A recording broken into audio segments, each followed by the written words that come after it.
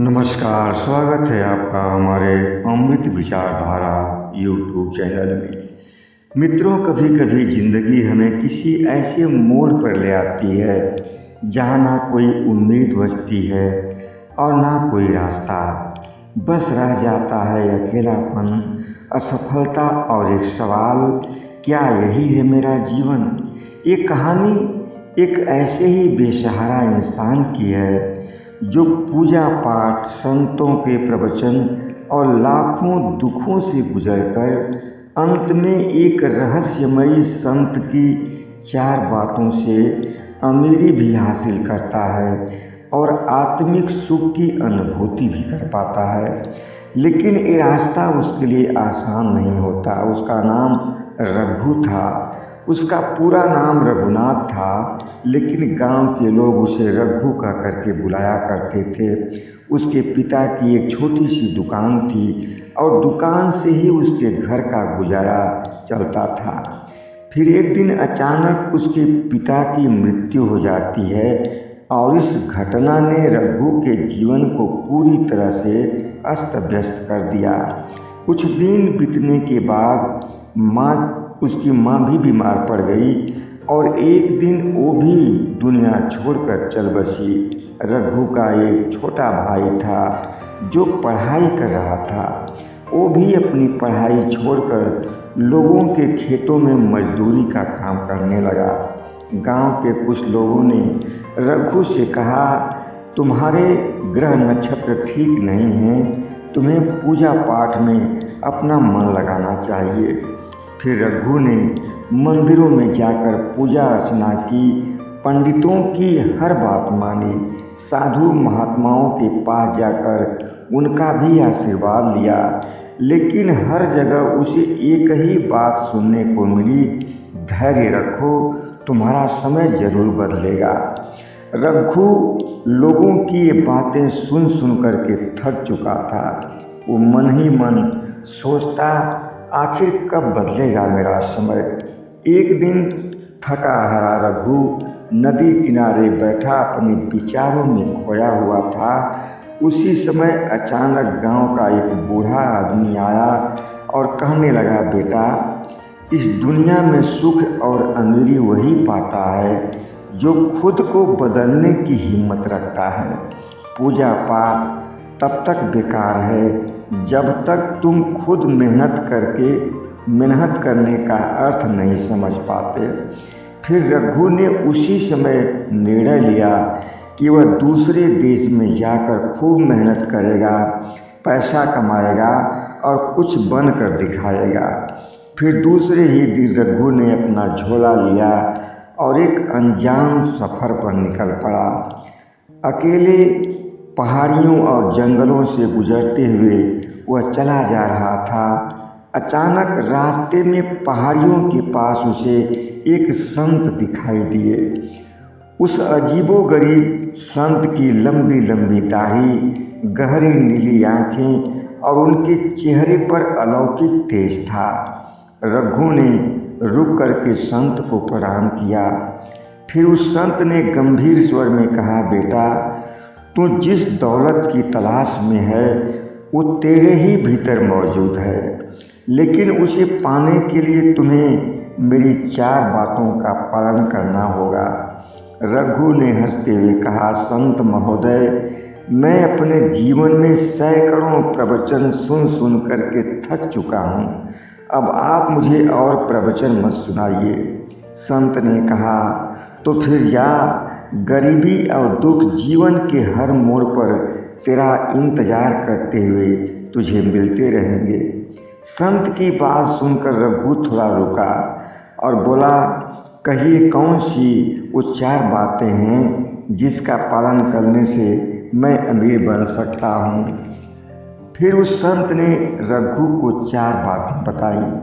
पहली, जो खो रहा है उसे खो जाने दो। दूसरी, जो मिल रहा है उसका सम्मान करो। तीसरी, जो समझ में नहीं आ रहा है उस पर झगड़ा मत करो, बस देखते रहो। चौथी बात, जो जीवन दे रहा है उसे बिना कोई प्रश्न किए स्वीकार कर लो। ये 4 बातें बताकर संत ने रघु से कहा, जब तुम मेरी इन 4 बातों का पालन कर लोगे तो तू दौलतमंद भी बन जाएगा और मन की शांति भी तुझे मिल जाएगी। फिर रघु ने संत की चारों बातों को अपने मन में बिठाया और संत के चरण स्पर्श किए और अपने विदेश की यात्रा पर आगे चल पड़ा।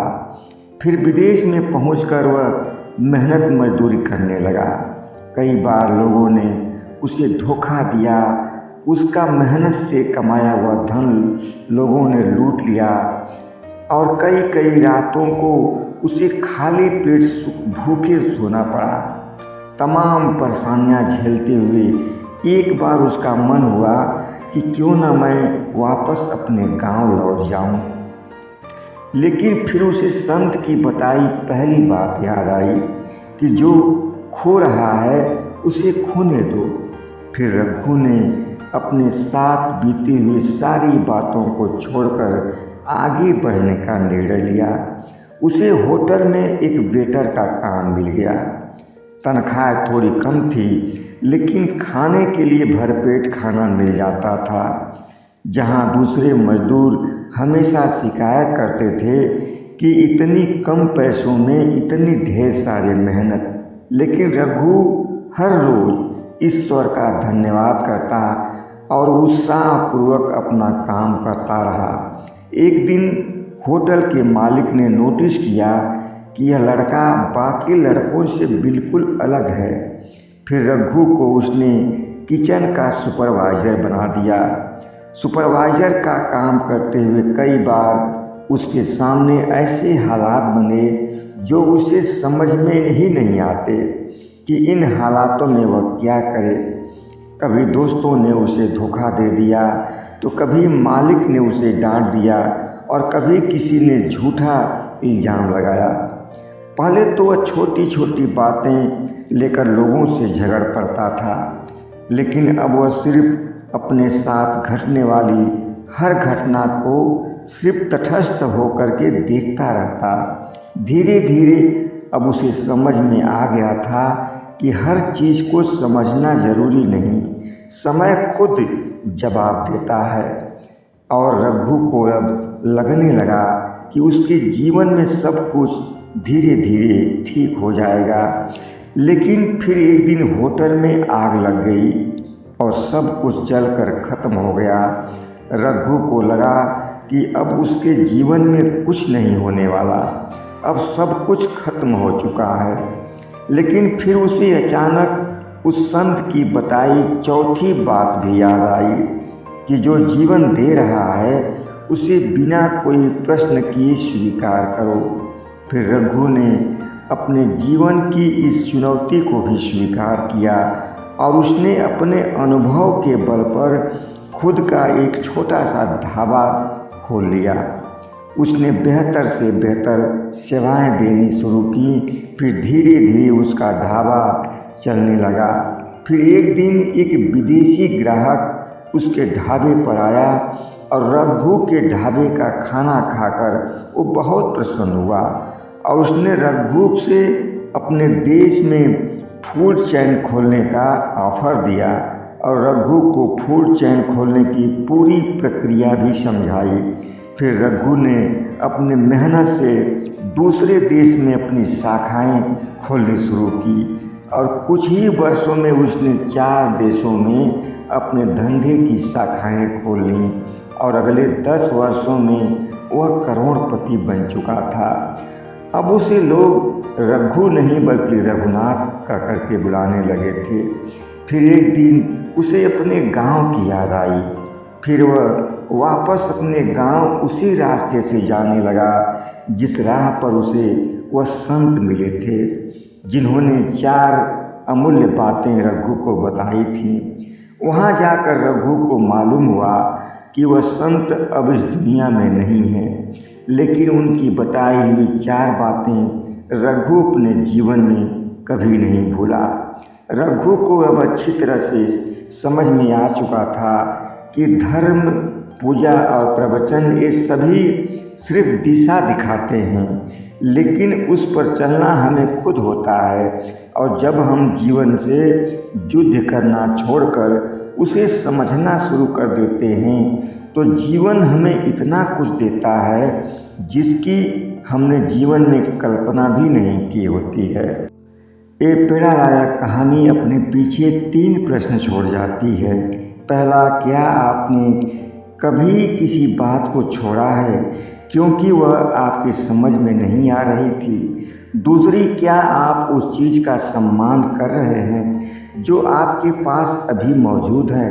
तीसरा, क्या आप जीवन को बिना कोई प्रश्न किए स्वीकार करने के लिए तैयार हैं?